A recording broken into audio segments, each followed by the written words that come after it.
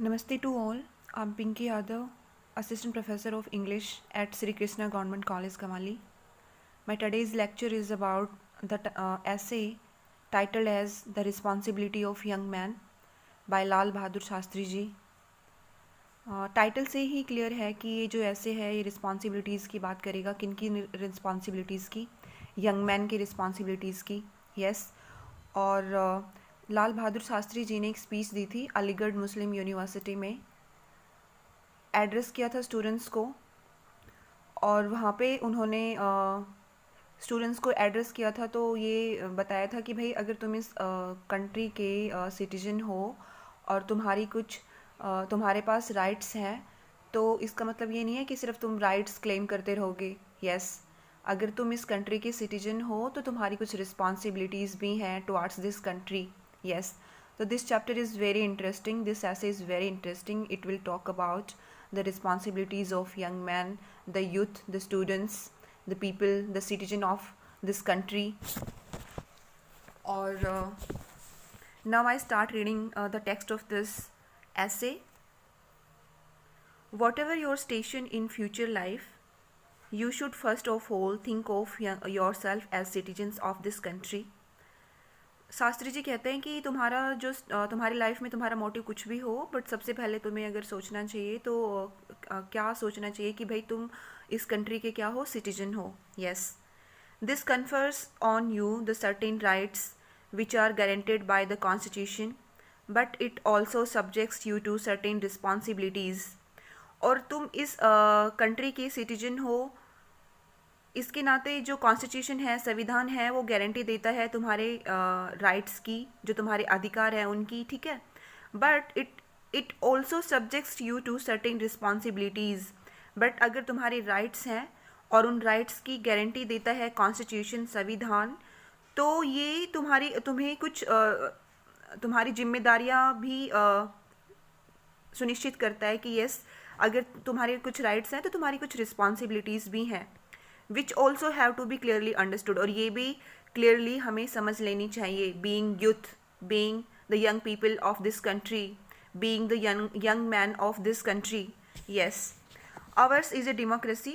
और जो इंडिया है वो लोकतंत्र है, which enjoins freedom to the individual.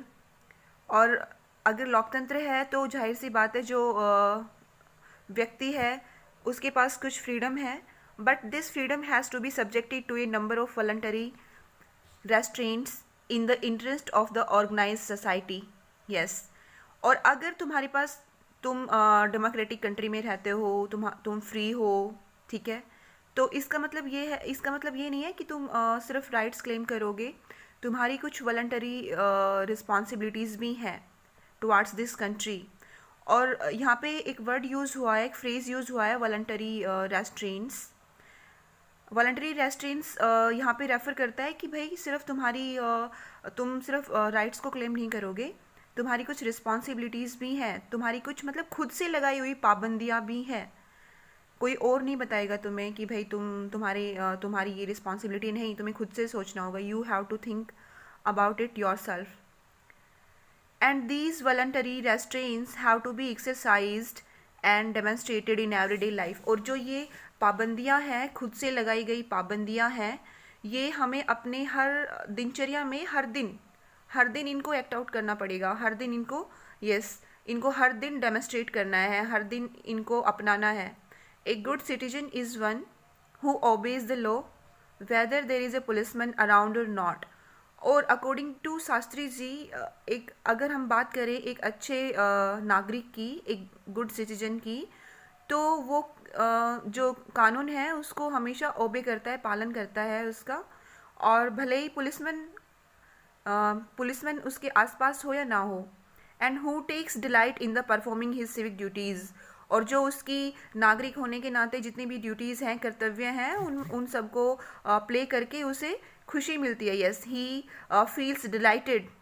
In the golden days sense of self restaurant and discipline was inculcated by the combined effort of the family and the teacher.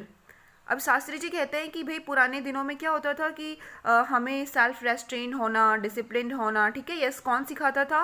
It was inculcated by the combined effort of the family and teacher. ये एक combined effort होता था, मिला जुला प्रयास होता था, किसके किसके द्वारा? फैमिली और टीचर। घर पे अगर आप घर पे हो तो आपके पेरेंट्स, आपके एल्डर्स आपको टीच करते थे कि यस ये आपकी रिस्पॉन्सिबिलिटीज़ हैं और ये इस टाइप से आपको ये काम करना है।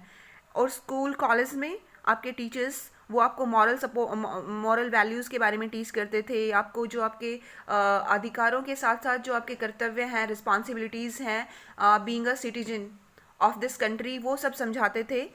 The economic stress of present day, the unfortunately do not leave enough time to the parents to look after the children. But आज के टाइम में अकॉर्डिंग टू लाल बहादुर शास्त्री जी क्या रीज़न है कि पेरेंट्स अपने बच्चों को इतना टाइम नहीं दे पाते कि भाई वो उनको मॉरल वैल्यूज़ दे सके या फिर उनको टीच कर सके अबाउट दीज सेल्फ रेस्ट्रेन और about discipline, about the voluntary responsibilities toward this country. Yes, तो उन्होंने जो रीज़न दिया वो ये है कि भाई इकोनॉमिक प्रेशर, जो आर्थिक दबाव है पेरेंट्स के ऊपर, they are working, they do job, yes, they do not have enough time to teach their children about these moral values, about these voluntary restraints. तो मतलब ये एक रीज़न हो सकता है अकॉर्डिंग टू लाल बहादुर शास्त्री कि they are highly busy, so they do not have proper time to teach their children about these moral values. In the educational institutions, the numbers have grown so large as to take away the benefits. और फिर उन्होंने second point दिया कि भाई ठीक है, parents के पास क्योंकि आर्थिक दबाव है, इकोनॉमिक प्रेशर है, तो उनके पास टाइम नहीं है. और जो एजुकेशनल इंस्टीट्यूशंस हैं उनमें जो संख्या है, नंबर ऑफ स्टूडेंट्स इतनी हो गई है कि yes teacher can not contact each and every student personally, कि टीचर जो है वो हर स्टूडेंट को पर्सनली कांटेक्ट नहीं कर सकता, पर्सनली उनको जाके इन मॉरल वैल्यूज़ के बारे में, इन रेस्टोरेंट वॉलंटरी रेस्टोरेंट्स के बारे में, डिसिप्लिन के बारे में ऐसे हर किसी को पर्सनली जाके समझा नहीं सकता क्योंकि नंबर ऑफ स्टूडेंट ज़्यादा है. Inevitably our young students are often left much to their own resources. और फिर जो हमारे स्टूडेंट्स हैं वो खुद से ही, मतलब खुद पे ही छोड़ दिया, वो खुद पे ही छोड़ दिए जाते हैं कि yes they will learn themselves. Often this creates problems. और इससे फिर क्या क्रिएट होती है? प्रॉब्लम क्रिएट होती है, which we all know about, जो हम सबको पता है. This is an important aspect while needs thorough examination. और ये एक इतना इम्पोर्टेंट एस्पेक्ट है, एक बड़ा ही इम्पोर्टेंट आयाम है, महत्वपूर्ण आयाम है जिसको हमें समझना है, जिसकी हमें ज़रूरत है एक थोरो एग्जामिनेशन की. The responsibility of our young citizen is great. और अकॉर्डिंग टू लाल बहादुर शास्त्री जी, जो हमारी कंट्री के जो यंग मैन हैं उनकी जो रिस्पॉन्सिबिलिटी है वो ग्रेट है, महान है. Yes,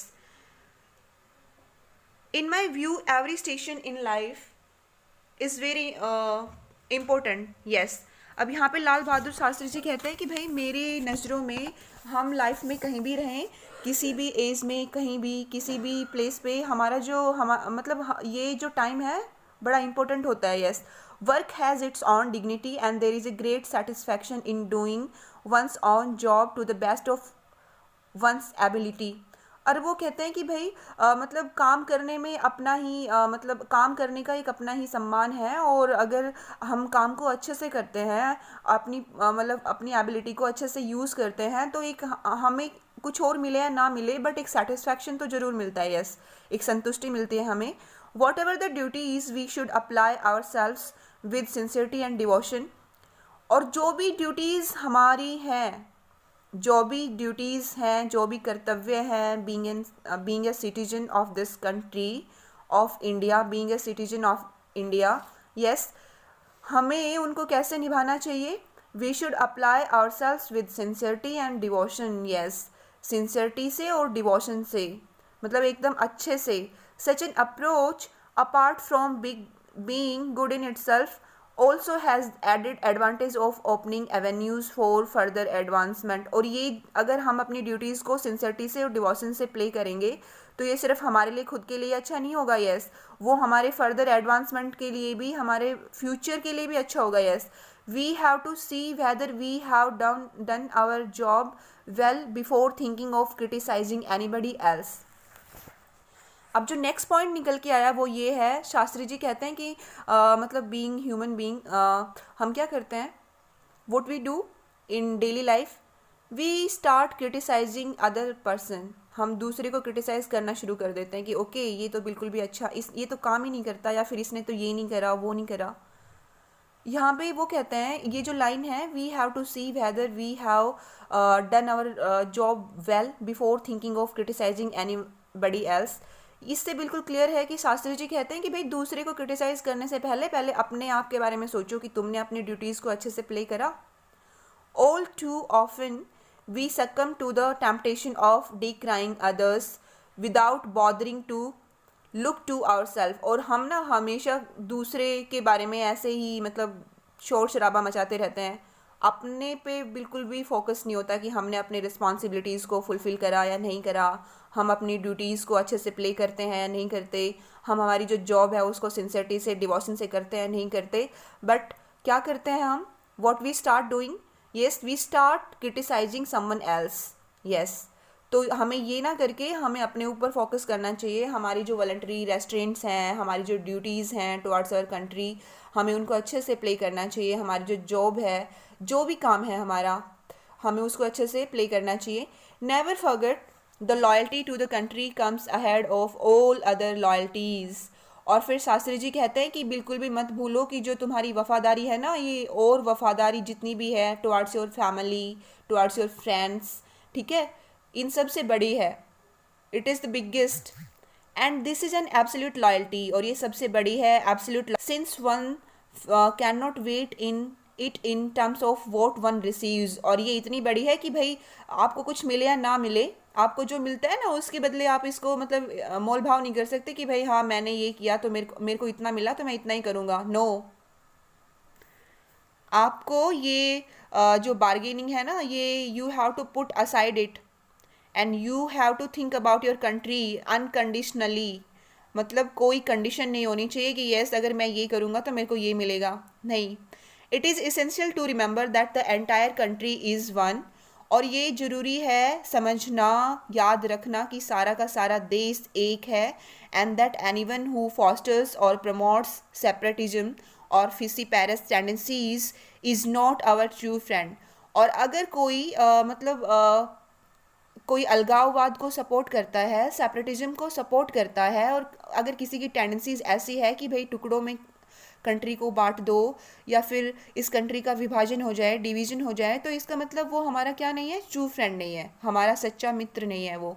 vote I have said stems from a desire to see that the youth of our country prepares itself in a discipline and determined manner for the responsibilities to tomorrow of tomorrow. Yes, और फिर शास्त्री जी कहते हैं कि भाई ये जो मैंने जितना भी कहा ना, ये कहाँ से निकला, मतलब इसके पीछे की थिंकिंग क्या है। मैंने जो आपको ये लेक्चर दिया है, यस मैंने जो आपको एड्रेस करा और मैंने आपके अधिकारों के साथ साथ आपकी रिस्पॉन्सिबिलिटीज़ की याद दिलाई, तो इसके पीछे मेरा सिर्फ एक ही मोटिव है कि भाई जो यूथ है वो अपनी रिस्पॉन्सिबिलिटीज़ को समझे, अपने आप को डिसिप्लिन्ड बनाए, अपने आप को डिटरमाइंड बनाए और रिस्पॉन्सिबिलिटीज़ को समझे। कौन सी रिस्पॉन्सिबिलिटीज़ को, आने वाले कल की रिस्पॉन्सिबिलिटीज़ को, जिम्मेदारियों की। क्योंकि आज तुम जो यंग हो इस कंट्री के, young people of this country, तुम्हारे ऊपर ही ये जिम्मेदारियां होंगी in future. A democratic country is sustain not by the greatness of few but by the cooperative effort of the many. और कोई भी लोकतांत्रिक कंट्री किसी एक के एफर्ट से नहीं चलती, ये सबके मिले जुले एफर्ट से ही। अगर किसी लोकतांत्रिक कंट्री की ग्रेटनेस के बारे में बात करी जाए, महानता के बारे में बात करी जाए, तो ये सिर्फ किसी एक आदमी का के हार्डवर्क का रिजल्ट नहीं होगा, ये सभी के मिले जुले एफर्ट का रिजल्ट होगा। Yes, the future of the country is in your hands and as the older generations complete their task the new one come along to take their place. और अगर हमारी जो ओल्डर जनरेशन्स हैं वो अच्छे से काम करती हैं, तो जो न्यू जनरेशन्स आएंगी वो भी अपने काम को अच्छे से करेंगी। If they are well equipped as individuals and as citizens the country's future will be bright indeed. और हमें अपनी जो जनरेशन है, जो यंग है, उनको अगर हम अच्छे से उनके जो भी उनका मतलब वॉलंटरी रेस्ट्रेंट्स हैं या फिर उनकी रिस्पॉन्सिबिलिटीज़ हैं, उनको हम समझाएं या फिर उनको अच्छे से वेल इक्विप्ड करें, उनको उनके पास अच्छी एजुकेशन हो या फिर जो भी मतलब अच्छे सिटीजन बनाएं उनको, तो ये जो कंट्री